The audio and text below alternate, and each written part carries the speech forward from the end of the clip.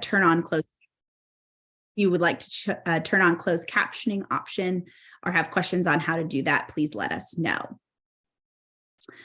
Okay, so let's get right into it and dive in with our panelists. So today we'll be hearing from four noteworthy folks who have key insights about tobacco prevention, e-cigarette use, and how local action is so important to help curb and thwart these issues.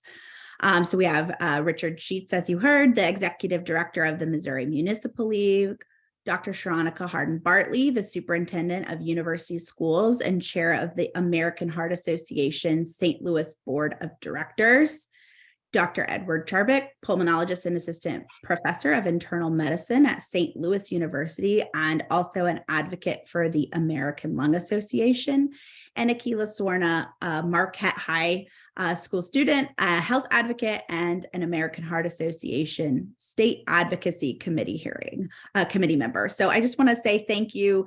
Everyone is joining in between important meetings, seeing patients, meeting with students. So we're going to share 3 really quick slides, and then we're going to jump right into our panel.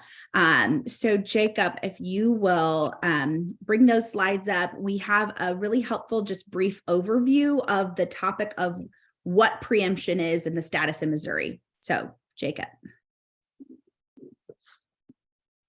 Watch out, big tobacco is sneaky. Ever wonder why they seem to support legislation that claims it will prevent young people from using their products? Yet trusted health organizations like the American Heart Association oppose some of these efforts. Big tobacco lobbyists often add tricky language, like the fine print of a bad deal, that can harm more than help. That's why public health experts speak out in opposition. Bad bill language takes power away from local authorities. This can make it harder to pass any new tobacco laws. Their attempts can even overturn policies that many communities and schools have already implemented. This is important to protect our children from dangerous tobacco products, including e-cigarettes and other vape devices. That's exactly what is happening right now in Missouri. Let's stand together against big tobacco and tell them our community, our health, our voice. Learn more by texting MO-LOCAL to 46839.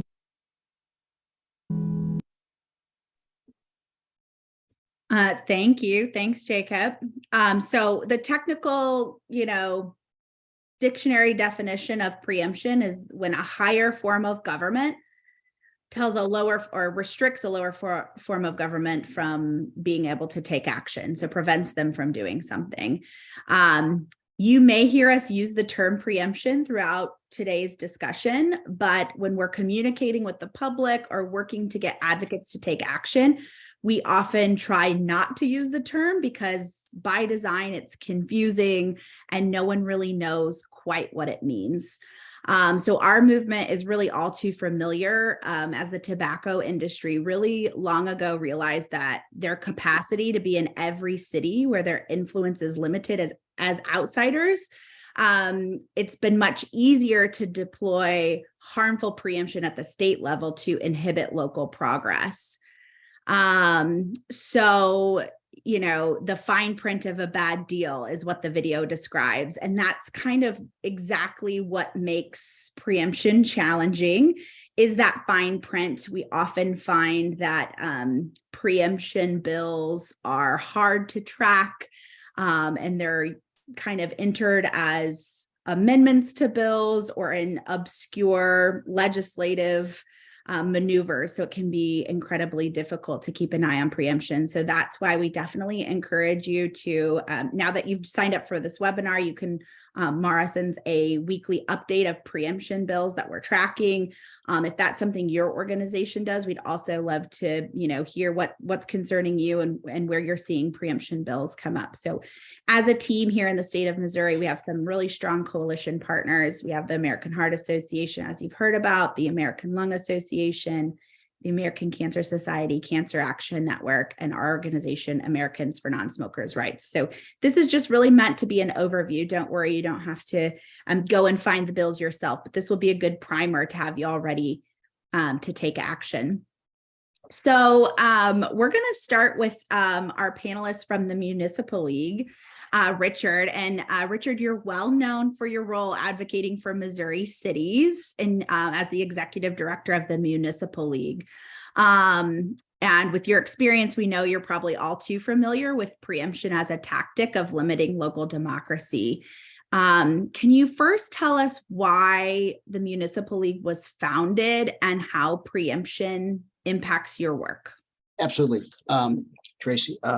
Well, the Missouri Municipal League was formed in 1934, and really to serve as a couple of things: the advocacy for municipalities in Missouri, also to provide, encourage networking, training. So we do, we provide advocacy is a big part of it, but also it's training.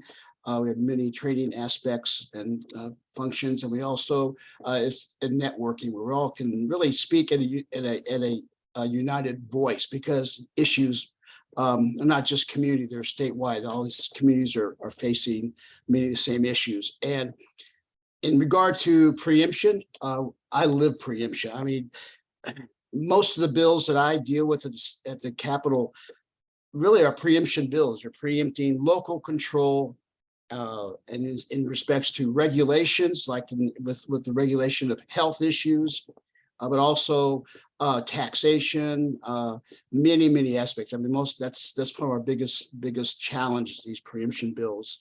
And how we view that is not preemption of local government, not preempting the mayor or the city manager. It's really preempting the citizens, because that's who, they want these regulations, they want these revenue sources to fund certain aspects and certain services in their cities. So really these curtail not individual city officials, but the citizens of our community.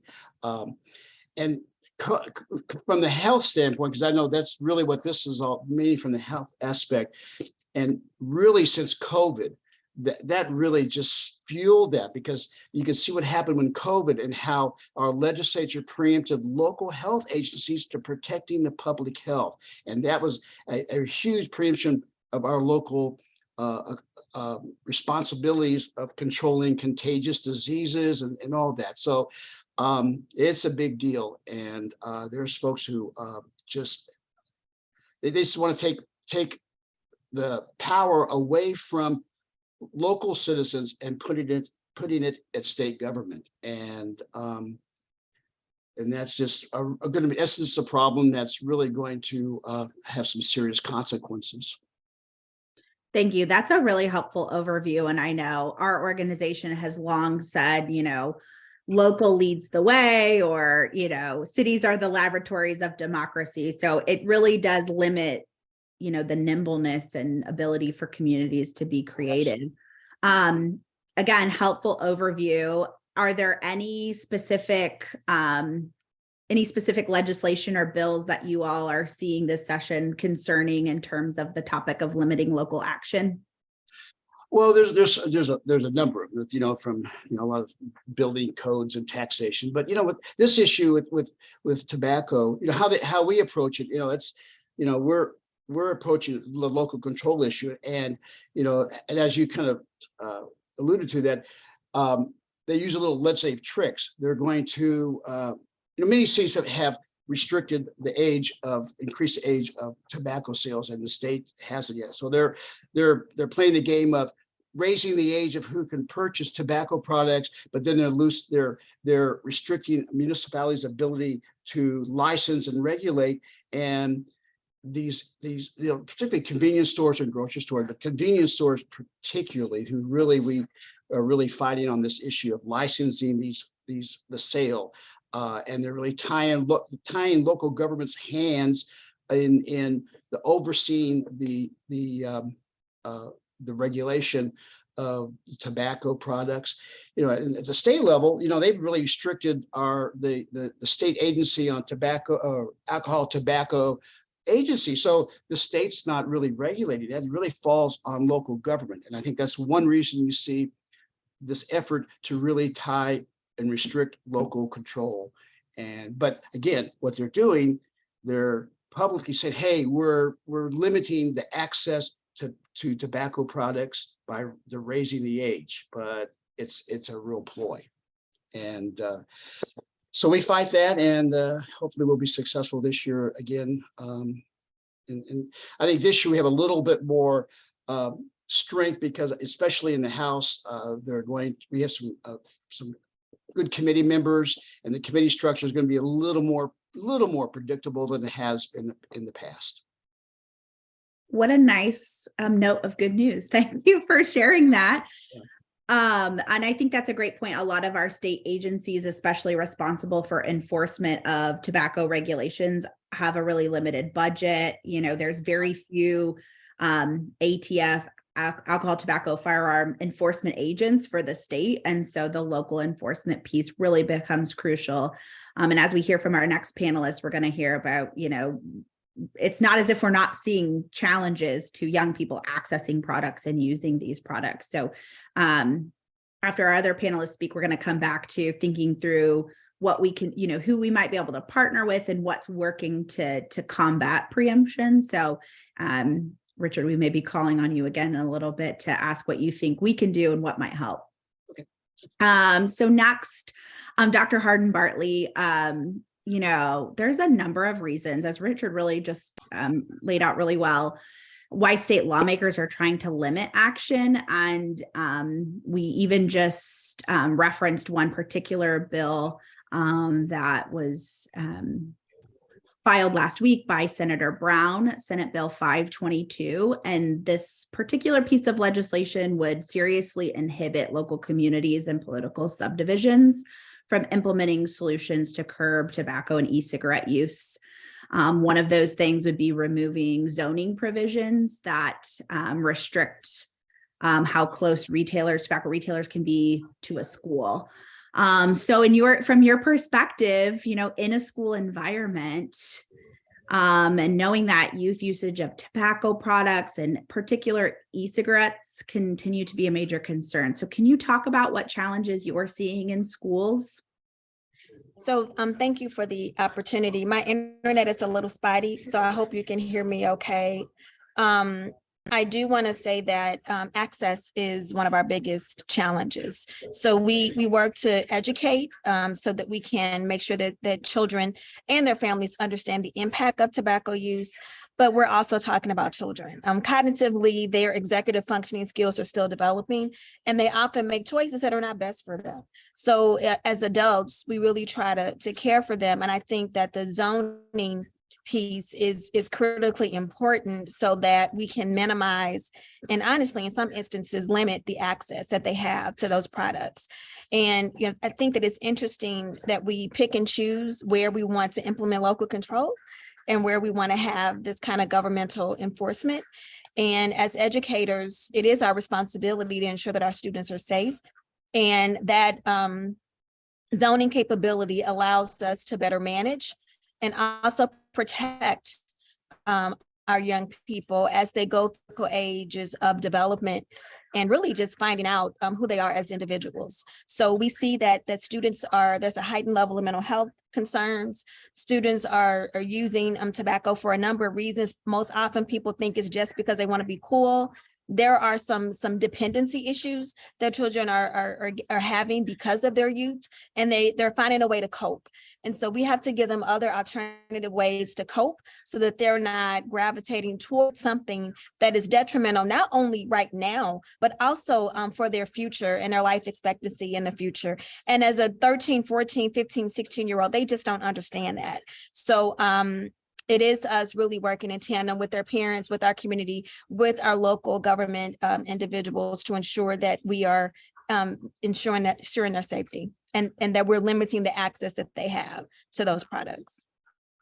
Your students are really fortunate to have such an empathetic leader. Something actually we hear a lot is just about youth might just be testing a product or trying it out, and that's actually delayed real efforts to help students to quit, because it doesn't take that long for an adolescent brain to form an addiction. So we really appreciate you raising that issue, because it's not just trying it out. And that Yeah. is why the sales and zoning provisions are so important to the developing mind.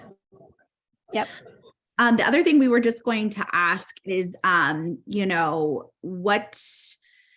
what do you see as the impact of potentially decision makers taking away that ability for your, local decision makers to be able to take action on something like e-cigarette or tobacco use?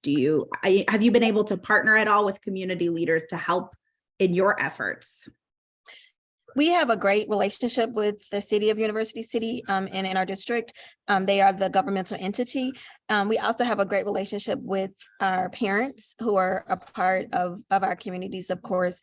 And I think that one of the primary impact, I think you will see a desperate impact on communities of color and communities that are in poverty. I think that economics matters. And so there's an equity conversation as well. And so we are seeing those types of zoning conversations in communities that do not necessarily have all of the resources that they may need. So I think we have an equity conversation that continues to plague our state. And so those communities that are high poverty and that are more marginalized, I think will be impacted more than those that are not. You are exactly right. And that's why even, getting resources to educate young people are really important. Cessation resources are really important, but that's why we really drive the policy mission, because that's the best way we know to create a more equitable environment. And, we have partners in St. Louis that even we map and track. And of course, smoking and e-cigarette rates tend to go up with how many stores are in proximity and how easy it is to get products. So thank you so much for sharing your perspective and taking a moment from what I know is very busy time at school. So we really appreciate that perspective. I'm going to have to log off. So thank you for the opportunity. Take care. Thank you so much, Dr. Hardin-Bartley. Thank you. Well, so great to hear from a school administrator. And we're also really fortunate to be joined by a student today. So we kind of get both perspectives from what it's like for young people. So Akhila, can you talk about, what you kind of see as a high school student? Do you feel like you perceive you're seeing ads or specific targeting by tobacco or e-cigarettes? Yeah, so I can't really give you like a great perspective about, what's happening, really the preemption part of it, but I can tell you what I see in schools, as a teen in my experience. So in general, over tobacco, I don't really hear people my age using tobacco products like cigars or cigarettes because we kind of consider them to be like old fashioned, I guess. You really see us going towards e-cigarettes like vapes. And I think that kind of makes sense in the context of my generation, given that we are more defined by technology and trends and using social media. So it kind of makes sense why we shy away from using just regular products like cigars and cigarettes and move towards like e-cigarettes. In our heads, that kind of seems more modern, and that's why we, see that attractiveness in those products. And it seems like the tobacco industry really has a pulse on this and on today's youth because of how strategic they are with these new products and with their marketing.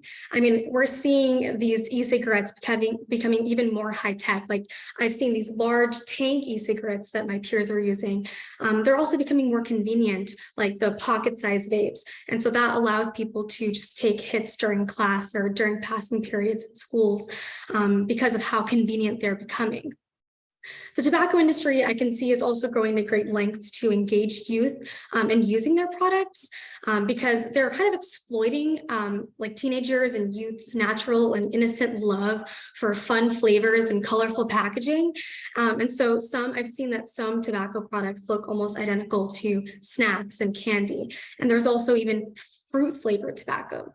So if I was a child and if I didn't know any better and I was walking through the aisles of my local department store or convenience store and I saw these products, I mean, I would just mistake them for, snacks or candy and I could just grab them. And I like that point that you mentioned about ads. And so for me, I feel like I don't really see tobacco ads on my social media or anything. What's interesting is that on social media, I actually see like anti-tobacco ads or anti-vaping ads, which it's weird because, you know, I'm a teen, so it's really clever how social media is targeting me with that. But what I do see, however, is tobacco products being marketed in my TV shows or in my movies that I'm watching. And the majority of these shows or movies are like kind of branded as like showing the teenage experience. And so whenever you see these characters that are supposed to be relatable to teens using these products like vapes or tobacco, it unintentionally promotes, you know, these products in your mind because you kind of put these characters on a pedestal and then you're seeing them using these really bad substances and products. And that just echoes everything that you're facing in school, outside of school, and then you are reinforcing that with what you're watching too. So again, you know, ads are also, or well, not technically ads, but just things that you're watching as well on the media also plays a big part, I would say, in the teenage mind. You bring up so many great points, and that is absolutely by design. There's a great effort and movement to remove tobacco and e-cigarette use from product placement in movies and shows, especially ones that target young people. And it's getting ready to be, it's award season, it's Oscar season. A lot of times e-cigarettes are part of like the swag bag. And I noticed even a podcast I've been listening to recently is just spamming me with ads about new tobacco products. So there's always something, to your point, you know, it's not just a traditional cigarette. Now it's one that you know, pinch to release a menthol flavor, or it's nicotine free, you know, e-cigarette or pouches that are undetectable that you can use anywhere. So we totally hear that. And I think something else you raise is important for us to consider when we say the tobacco industry. At one point, there used to be big tobacco in e-cigarettes, and they were in different camps, but now it's really just one big industry. The major tobacco companies have all purchased the e-cigarette companies. So it's really all one and the same. So thank you again for sharing. And anything else you want to share in terms of like what you and your peers might do to kind of take action? Do you feel like youth are still interested in kind of responding to being targeted by the tobacco industry? Yeah, for sure. I mean, I feel like I'm a great example, and many of my peers, actually in my school especially, we have youth groups working towards this issue. We have so many great school administrators who are constantly trying to battle this because obviously it's our health that's at risk here. And if we are starting these products at a young age and we're getting addicted, it's detrimental to our future. So I think that what really we do as youth to fight back. And it's kind of sad because in the past, like we've all gotten education, we've gotten drug prevention education, and we just fall right back into the traps that we were educated about. So I think for me, especially, I think the best way that we can combat this issue is by including youth at the forefront, because we truly are the ones that I think are using it the most. And also we're the ones that are like, we have that firsthand experience. So if we can get youth to be kind of inspired to have these difficult conversations about these drugs and about tobacco, it would really, really help in creating solutions that are effective, because society has changed and society is going to continue to evolve. And we're kind of, you know, at the forefront of that evolution as well. So that's kind of my goal. And I think that that's the goal of at least the peers of mine who are kind of like-minded in that effort. It's to explain the youth perspective on these issues, have those difficult conversations or start those difficult conversations, and then eventually create solutions for youth by youth. I love that. It's super inspiring. And I started as a youth advocate in high school, and now I do this as my career. So I think you're exactly right. It's important to start with youth at the forefront, and you always give us so much energy. So thank you for taking time from your school day to join us for sure. Thank you so much for the opportunity. Yeah, thanks, Akhila. So for our final panelist, we really want to bring it back to the central focal point to hear from Dr. Charbek about really the health impact. I mean, that's kind of at, again, the heart of this issue and why we fight so hard against the tobacco industry in the first place. And, you know, a lot of people say things like, is smoking really still an issue? Is e-cigarette, is that, kind of the bigger fish to fry argument? There's so many other issues going on. So we know there's a lot of misinformation out there. So Dr. Charbek, would you mind to talk about just the issue of tobacco and e-cigarette use in the community and what you see as problematic? Sure. Thanks, Tracy, for having me, and thanks for this opportunity to speak about the harms of tobacco. We need probably days, but in a nutshell, we all know about cancer risk. We all know about heart disease. We all know about vascular disease. We all know about lung disease. There are so many other things related to tobacco, and this is the traditional tobacco. Let's talk a little bit about that. Many patients I see in practice, they all suffer from chronic lung diseases, and these patients, it's not only they lose days of their life. It's not like they lose. They die early because of their lung disease or heart disease. They lose quality of life. These patients are miserable. They can't breathe. They have constant cough. They are on oxygen. Most of these patients are homebound. I filed so many disability paperwork for patients because simply they cannot work. Their well-being is very damaged.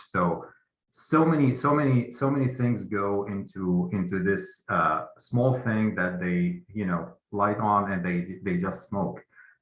Many of these patients also, now we have so many research showing that these patients are at high risk of early dementia.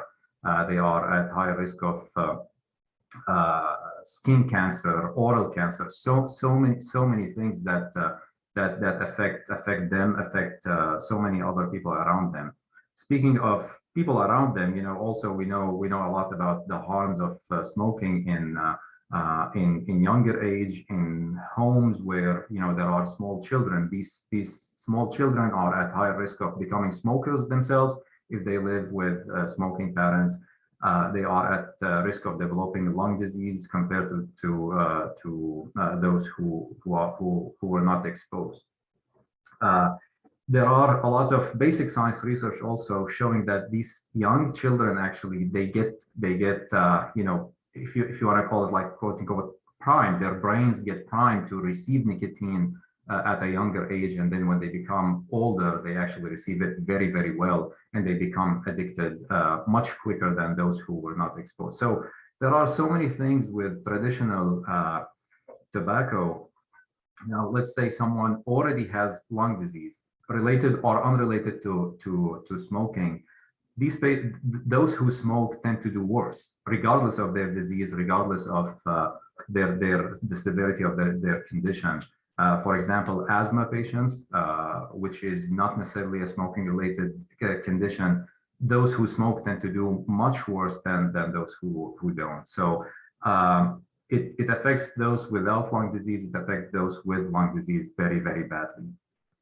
Now, moving on to e-cigarettes or vaping, this is the biggest issue right now we're facing. On an individual level, it's really hard to tell. We don't have a lot of longitudinal data to say that is it safe? Is it safer than cigarette or not? It's really hard to tell. What we know so far at a public health level, it's really not a good intervention, because we have very strong data showing that since the inception of vaping as a habit, many younger patients are actually getting hooked on traditional cigarettes, not just e-cigarettes, traditional cigarettes as well. So the biggest question is, are we introducing an intervention that is serving as a bridge for younger population to go back to traditional cigarettes? So right now, I agree with Akhila. When I talk to younger patients, I ask them about cigarettes, and they immediately show a face that they're not, this is not like a cool thing. This is the disgusting habit. And then I realize that they vape, and you would be surprised to know that about 75% of e-cigarettes users, they don't actually know that these e-cigarettes contain nicotine. 75%, up to 75%. So these younger people, they're smoking or they're using this product, and they just don't know exactly what's in it, or they're not interested simply because of it looks like a piece of tech, it looks like a piece of new exciting technology they're using or their friends are using. So I think this is where the biggest problem is the education part of it. Have I met some patients who actually quit traditional cigarettes because they used e-cigarettes and then they quit completely? Yes, I have. What percentage? Very, very small minority. So I think there is a big argument there, like about harm reduction, and no, e-cigarettes is a good thing because it's less harmful than cigarettes. First of all, we don't know. We don't know this for sure. Okay, we know that it does not have combustion. So we know that at least the harm from combustion is not there, but it contains different type of chemicals. It causes different form of lung injury. So we don't know after 10, 15, 20 years what's going to happen to these patients who use e-cigarettes regularly. So since we don't have longitudinal data, this is not something we typically recommend as a smoking cessation, because this is the biggest question right now with e-cigarettes. They're promoting it, and even FDA approved one product as a smoking cessation tool. And in Europe, Australia, I think, like in some developed countries, they've been using e-cigarettes as smoking cessation. So is it a good idea to recommend this to quit as a smoking cessation tool? I personally don't do that. I don't practice this way because I acknowledge the risks involved with promoting it this way. That was super helpful. Thank you for kind of grounding our perspective. It sounds really clear. We have not yet solved the issue of tobacco use or e-cigarette use among youth or adults. So we really appreciate that. And we think that, weighing in from health professionals in the health community is still extremely important. And especially at the local level, exactly what we're talking about, being able to talk to and see your local healthcare providers talk about this issue is really essential. So we're now going to turn our attention to the Q&A and the chat. If you're having any issue with the chat, hopefully the Q&A function works for you. But we'll just start quickly. There was some discussion about, is all preemption bad? And I will just say that we, as a movement, are trying to really think critically about how we talk about it. So using terms like harmful preemption or abusive preemption lets us know that it's in a way that limits or curbs further local action to, help alleviate public health concerns. However, we do acknowledge that preemption could be a tactic to, one, set a floor to make sure there's a standard across the board in terms of living wages or LGBTQ protections, things of that nature. So we do want to acknowledge that preemption may be used as a tool to ensure the state can't pass anything or to ensure that all localities kind of follow a simple standard when it comes to certain rights. So I know, Richard, that question came up, and I don't know if you have any other specific thoughts on it, but I just wanted to offer, there's also, Sarah dropped a link in the chat about some of these other nuances about preemption. But in my experience in Missouri, we've mostly been facing harmful, abusive preemption that we want to fight. And that's a good point, Tracy, because I mean, my dealing with preemption is much broader. And I mean, my job is to advocate for local control, which is local citizens control. So, issues like discriminatory practices, I think the courts have set, those kind of limits. But as you mentioned, what we see at the state level is not preemptions good preemptions, if you want to call them that. I mean, there's a tactic that used by a lot of different interest groups, and it's various interest groups, their perspective what good and bad is. That's but it's not used correctly, and that's the problem. I mean, if we had preemptions used to standardize some issues, because there are some discriminatory practices, and probably you look some of those. Zoning is a touchy issue with me, but those distance requirements that should be consistent statewide, that may be something that the state should get involved in, but that's not typically what happens. That's not not trying to standardize anything. They're trying to cater to a particular industry that has influence at the legislature, and so so there could be some productive preemptions, but that's rare, very rare, very rare. We would let you know if that comes up. And I saw there was kind of a nuanced question from Emily, like, last session, people that profit from tobacco work to preempt local governments and other bills that looked like they were like, wolf in sheep's clothing, which is actually not uncommon for preemption, where it's like, says it'll be called like the Youth Tobacco Prevention Act, but actually it's preemption. So anyway, I'm sure you've seen that in other sessions too, Richard. What you have, you got to read the bills. don't rely on summaries or just titles. You have to get into the details of any legislation, because that's exactly what they do. They hide.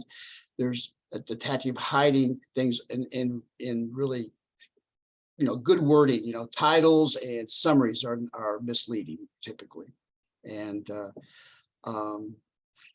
but one point I want to make, and we talked about how you're working with local leaders. I really encourage everyone to really start building a relationship with your state legislators. That's really, really important. I mean, sometimes folks will come up to Jeff City and they really don't know their legislators, and so they're not going to get the time of day.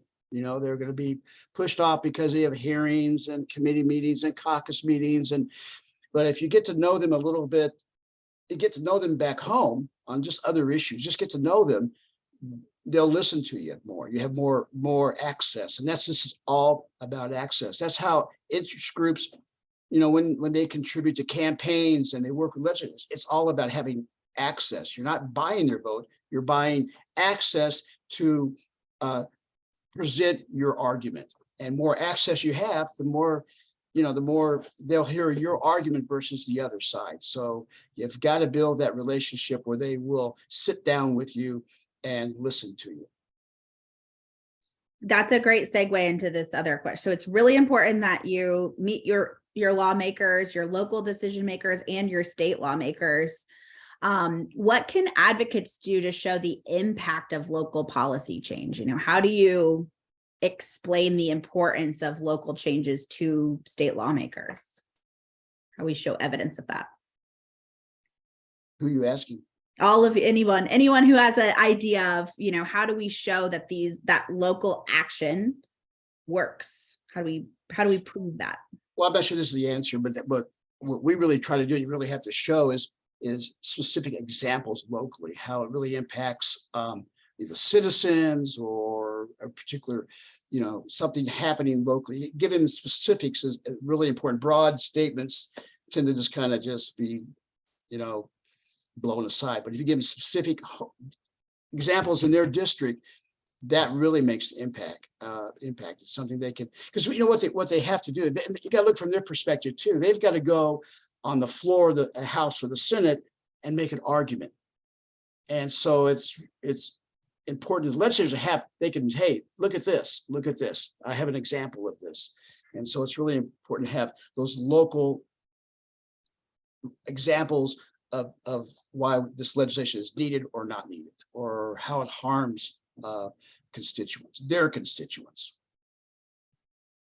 Yeah, thank you. That's something I think one of the most powerful lessons learned.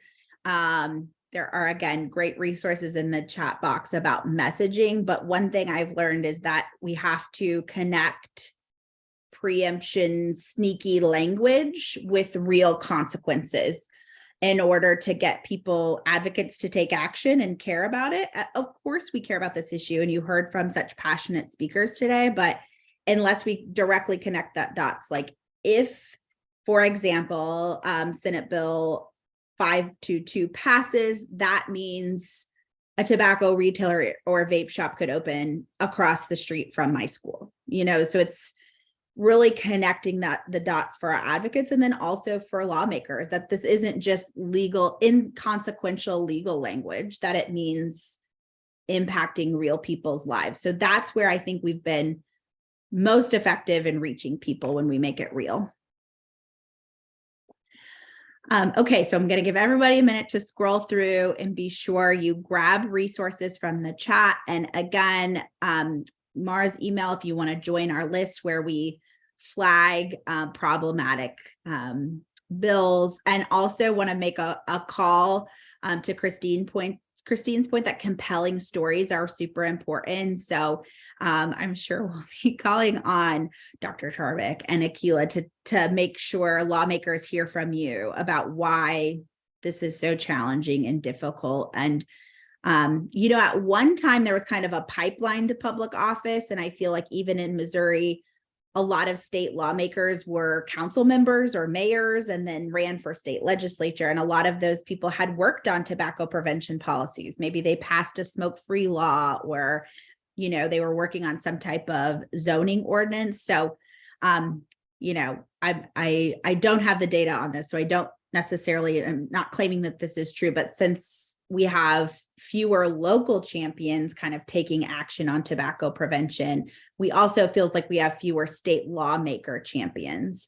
So I just think we make no assumptions that any decision maker knows about our issue. Tell them why it matters to you and what the impact is in the community, because they may not have any experience working on tobacco or e-cigarette use prevention as a decision maker. So make no assumptions. A question, do you have language you can use for that type of advocacy? So that is one question I just want to ask Richard too. Do you think there's any specific way that we need to talk about this, or so during session, when you try to reach a lawmaker, what's the best way to get a hold of them? And does it matter what specific language we use? Well, I'm not sure about the language, it's probably how you present it to them. I mean, sure, half the time, many times you're really mad at the legislature because their position, or that they maybe have said some things that were contrary or they're opposed, but you don't want to be angry, abusive, or accusatory. I mean, that just turns them off, and they've got the power right now, so they've got that bill. So I mean, if you insult them or make them mad at you, then you shut off that. So you gotta kind of hold back some of those emotions you have, because there is emotions here, and be respectful to them, because that you have to do that, and be respectful and not accusatory. You just give them the facts, because they'll come to you and say, well, I'm looking at the facts, I've heard this, so why aren't these facts correct? So you have to dispute those facts or give them reasons, but you got to do it in a very professional and respectful way, because if you don't, the words that won't matter anymore, because they'll just shut you off. So be conscious of how you present those arguments to them. Thank you. That's a really helpful reminder. And I think today's framing was something I think is really powerful when it comes to messaging, sharing what you can from your perspective. So, make sure you ask a youth advocate to ask what it's really like to be in a school where people are, using e-cigs in the bathroom, or go to your physician and ask them to talk about the health impacts. So, no one is a lawmaker is less likely to question your perspective if you're just sharing your personal experience. They can't say, I don't believe your story. The data is important, but so is that story of your personal perspective. Pretty hard to argue with that. So we really are just getting things underway in terms of legislative session. So I'm sure you will be hearing from us about ways to take action. And we're hoping that today has really felt like a primer for why we need to respond, why we need to protect the ground we've gained in Missouri, and the place that we need to go. So we certainly hope that this has inspired you to think about the importance of local action and continuing to have options to address public health concerns at the local level.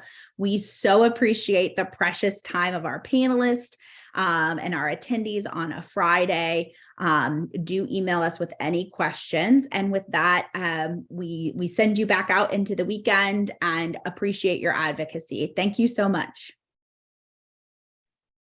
Thank you. Thank you.